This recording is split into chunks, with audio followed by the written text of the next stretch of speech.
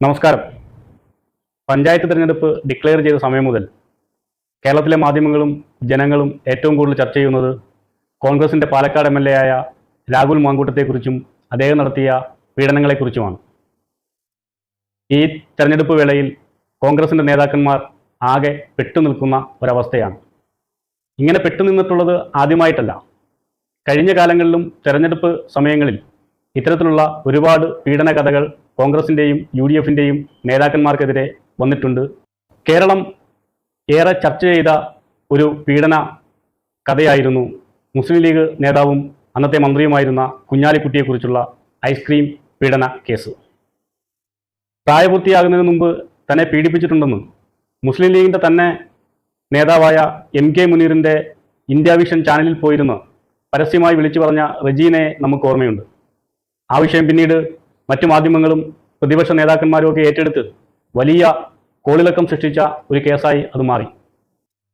അന്നത്തെ ഗവൺമെൻറ് ആയിരുന്ന UDFിൻ്റെ മന്ത്രി കൂടിയായിരുന്നു കുഞ്ഞാലിക്കുട്ടി. BS അച്യുതാനന്ദൻ്റെ ശക്തമായ സമര പ്രക്ഷോഭങ്ങൾക്കൊടുവിൽ കുഞ്ഞാലിക്കുട്ടിക്ക് രാജിവെക്കേണ്ടി വന്നു. തൊട്ടടുത്ത് വന്ന അസംബ്ലി തെരഞ്ഞെടുപ്പിൽ കുഞ്ഞാലിക്കുട്ടിയും UDFും നല്ല പരാജയം ഏറ്റുവാങ്ങുകയും ചെയ്തു. അതിനുശേഷം ഇന്ത്യ തന്നെ ഞെട്ടിപ്പോയ വലിയൊരു വാർത്തയാണ് അങ്ങ് ഡൽഹിയിൽ നിന്നും വന്നത്. യൂത്ത് കോൺഗ്രസിൻ്റെ ജനറൽ സെക്രട്ടറി ആയിരുന്ന നൈന എന്ന പെൺകുട്ടിയെ കോൺഗ്രസിൻ്റെ നേതാവായിരുന്ന സുശീൽ ശർമ്മ തന്തൂരി അടുപ്പിനകത്തിട്ട് കൊന്നു എന്ന വാർത്ത ഇന്ത്യയിലെ കോൺഗ്രസിനെ, ഇന്ത്യയിലെ ജനങ്ങൾക്ക് മുമ്പിൽ തലകുനിച്ച് നിൽക്കേണ്ടുന്ന അവസ്ഥയിലേക്ക് എത്തിച്ചു. UPA ഗവൺമെന്റിനെ തന്നെ താഴെ ഇറക്കുന്ന തരത്തിലേക്ക് ആ കേസ് വളരുകയും ചെയ്തു. ഏറ്റവും വലിയ പൈശാചികവും ക്രൂരവുമായ കൊലപാതകമായിരുന്നു ഡൽഹിയിൽ അന്നരങ്ങേറിയത്. ഡൽഹിയിലെ തന്തൂരി കേസിനെ അനുസ്മരിപ്പിക്കുന്ന രീതിയിലായിരുന്നു പിന്നീട് നിലമ്പൂരിൽ നമ്മൾ കണ്ടത്. നിലമ്പൂരിലെ കോൺഗ്രസ് ഓഫീസിലെ തൂപ്പുകാരിയായിരുന്ന രാധ എന്ന സ്ത്രീയെ കോൺഗ്രസിന്റെ നേതാക്കന്മാരും പ്രവർത്തകരും ചേർന്ന് ബലാത്സംഗം ചെയ്ത് കൊന്ന് ചാക്കിൽ കെട്ടി തോട്ടിൽ കൊണ്ടിട്ട സംഭവം നമ്മുടെ ഓർമ്മയിലേക്ക് വരുന്നുണ്ട്. പിന്നീട് ഉമ്മൻചാണ്ടി മുഖ്യമന്ത്രിയായിരിക്കെ തൻ്റെ ബിസിനസ് ആവശ്യത്തിനായി മുഖ്യമന്ത്രിയെ കാണുവാൻ ചെന്ന സരിത എന്ന യുവതി വെളിപ്പെടുത്തിയ വെളിപ്പെടുത്തലിൻ്റെ ഞെട്ടൽ കേരളത്തിൽ ഇന്നും മാറിയിട്ടില്ല. കേരളത്തിലെ പ്രശസ്തരായ UDFിൻ്റെ നേതാക്കന്മാർ തന്നെ പീഡിപ്പിച്ചു എന്നായിരുന്നു അവരുടെ പരാതി. ആ പരാതിയുടെ ലിസ്റ്റ് പിന്നീട് തിരുവഞ്ചൂരിൻ്റെ പോലീസ് പുറത്തുവിടുകയും ചെയ്തു. ആരൊക്കെയായിരുന്നു, എവിടൊക്കെയായിരുന്നു, എങ്ങനെയൊക്കെയായിരുന്നു എന്നൊക്കെയുള്ളത്. സരിതയ്ക്ക് എയ്ഡ്സ് ഉണ്ടായിരുന്നുവെങ്കിൽ ഇന്ന് കേരളത്തിൽ ഒറ്റ UDFിൻ്റെ നേതാക്കന്മാരും ഉണ്ടാവുമായിരുന്നില്ല എന്ന് അന്നത്തെ ചീഫ് വിപ്പായിരുന്ന PC ജോർജ് പറഞ്ഞത് ഇന്നും ഓർക്കുന്നു. ആ വിവാദം കൊടുമ്പിരി കൊണ്ടിരുന്ന സമയത്താണ് അടുത്ത അസംബ്ലി തിരഞ്ഞെടുപ്പ് എത്തിയത്. പ്രതിപക്ഷം വലിയ രീതിയിൽ പ്രചരണം നടത്തുകയും UDF അമ്പെ പരാജയപ്പെടുകയും ചെയ്തു. പിന്നീട് വന്ന പിണറായി സർക്കാരിനെതിരെ സ്വപ്ന സുരേഷ് എന്ന പുതിയൊരു അവതാരം പിറവിയെടുത്തു. ഈത്തപ്പഴത്തിൽ ഗോൾഡ് കടത്തിയെന്നും ഖുറാനിൽ സ്വർണം കടത്തിയെന്നും ബിരിയാണി ചെമ്പിൽ സ്വർണം കടത്തിയെന്നുള്ള ആരോപണമൊക്കെയായിട്ട് BJPയും കോൺഗ്രസും പിണറായിക്കെതിരെ സ്വപ്ന സുരേഷിനെ ഇറക്കിയെങ്കിലും അത് കേരളത്തിൽ വിലപ്പോയില്ല എന്നുള്ളതാണ് വസ്തുത. പിന്നീട് രണ്ടാമതും ചരിത്രത്തിലാദ്യമായി പിണറായി വിജയൻ നേതൃത്വം കൊടുക്കുന്ന LDF ഗവൺമെന്റ് അധികാരത്തിൽ വന്നു.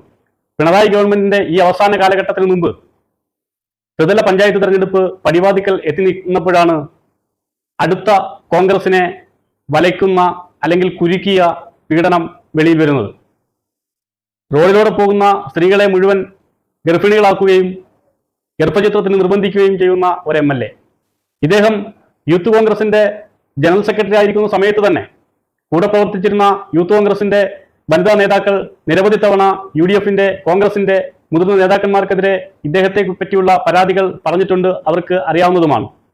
അതൊന്നും വകവെക്കാതെ വ്യാജ തിരിച്ചറിയൽ കാർഡുണ്ടാക്കി യൂത്ത് കോൺഗ്രസിന്റെ പ്രസിഡന്റ് ആവാൻ ഉള്ള അവസരം ഇന്നത്തെ കേരളത്തിലെ കോൺഗ്രസിന്റെ നേതാക്കന്മാർ അവസരമുണ്ടാക്കി കൊടുത്തു. വ്യാജ തിരിച്ചറിയൽ കാർഡ് ഉണ്ടാക്കിയെന്ന പരാതി യൂത്ത് കോൺഗ്രസിന്റെ നേതാക്കന്മാർ തന്നെയാണ് കോൺഗ്രസ് നേതൃത്വത്തെ അറിയിച്ചത്.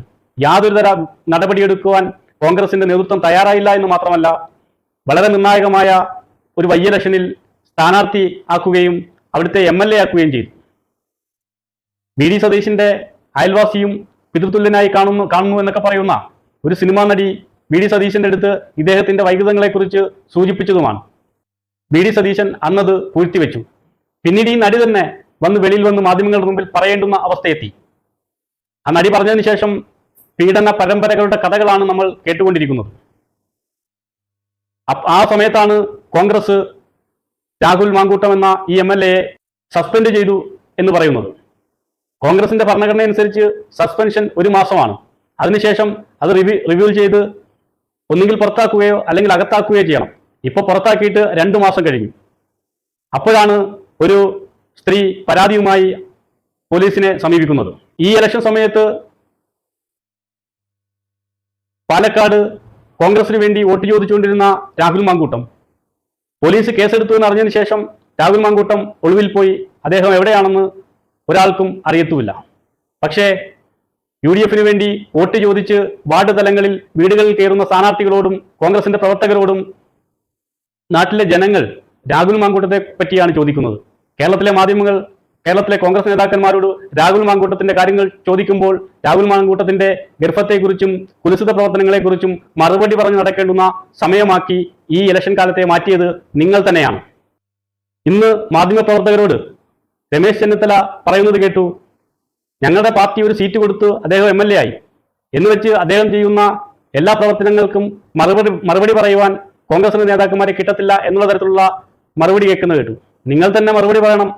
കാരണം യൂത്ത് കോൺഗ്രസിന്റെ പ്രവർത്തകനായിരുന്ന സമയം മുതൽ തന്നെ ഇദ്ദേഹത്തിന്റെ ലൈംഗിക പൈകൃതങ്ങളെക്കുറിച്ച് അറിവുള്ളവരാണ് നിങ്ങൾ. അപ്പോൾ കേരളത്തിലെ ജനങ്ങളോട് നിങ്ങൾ തന്നെയാണ് മറുപടി പറയേണ്ടുന്നതും.